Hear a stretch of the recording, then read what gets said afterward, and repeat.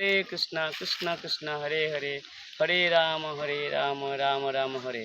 তো আমরা করিমগঞ্জ ডিস্ট্রিক্ট, তো এখানে একটা মহিষাসন গ্রামের নাম। তো সেই গ্রামে একটা টিলার উপরে অনেক বড় রবার বাগান, এবং সেই টিলার মধ্যে আমাদের মুকুন্দপ্রভুর বাড়ি ছিল আগে। তো সেই এই যে দেখছেন বিভিন্ন রবার গাছ আছে। এই যে রবার এখানে কি করেন ভক্তরা, তো এই যে রবার গাছ কেটেছেন, কেটে এখানে আঠা বেরোচ্ছে, তার নিচে একটা প্লেট রাখা আছে। এই প্লেটের উপর সব আঠাটা পড়বে, তারপরে একটা কেমিক্যাল দিবে, কেমিক্যাল দিয়ে পর তারা মেশিন নিয়ে গিয়ে সিট বানাবে। তারপরে সেই সিট থেকে বিভিন্ন করে জুতা, ব্যাগ, বিভিন্ন সামগ্রিক, চামড়ার সামগ্রিক বানানো হবে, এবং এইভাবে তাদের জীবিকা নির্বাহ করবে। এই যে দেখুন রবার বাগান, এখানে মানুষের অনেক কষ্ট, কারণ এখানে না আছে ইলেকট্রিসিটি, না আছে ভালো যোগাযোগ ব্যবস্থা।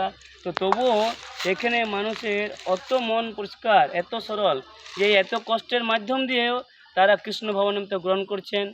এই কৃষ্ণ গ্রহে তারা আনন্দ করছেন। সেজন্য আমাদের প্রত্যেক ভক্তের কর্তব্য হচ্ছে এই সকল পাহাড় জঙ্গলে মানুষের পাশে এসে আমাদের কৃষ্ণ ভবনামৃত প্রচার করা উচিত।